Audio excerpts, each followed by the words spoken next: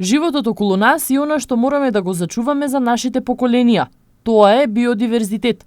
Ова го истакнаа на денешното одбележување на Денот на биодиверзитетот.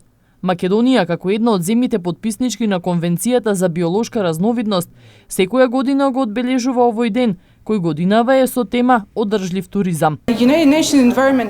Животот е она што мора да го зачуваме без оглед на напредокот на технологијата. Се сведува на тоа што живее во природата. Дури и најситните организми се многу важни. Сите ние треба да се грижиме за да ја заштитиме и водата, која е значајна за нашиот опстанок. Треба да имаме и чист воздух и почва, што е важно за нас и нашите поколенија.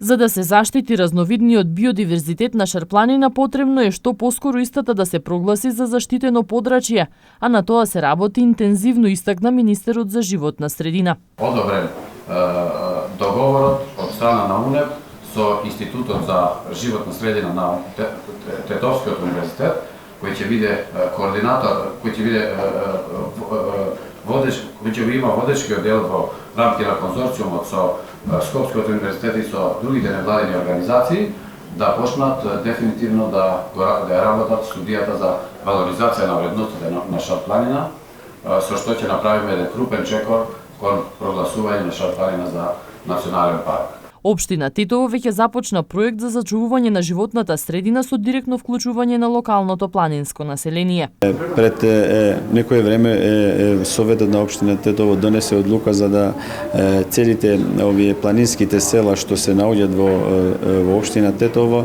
да започнат процес на собирање на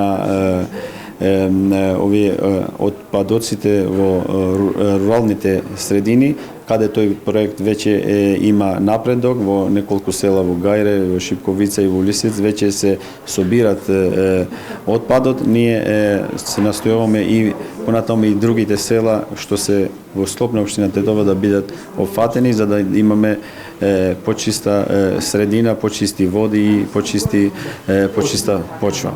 Денот на биодиверзитетот се организира на Шарпланина подпомогнато од локалните организации, Центарот за едукација и развој од ТРЦ, како и Македонското еколошко друштво.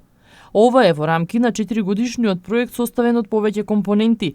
Една од нив е да се прогласи Шарпланина за заштитено подрачје, односно национален парк.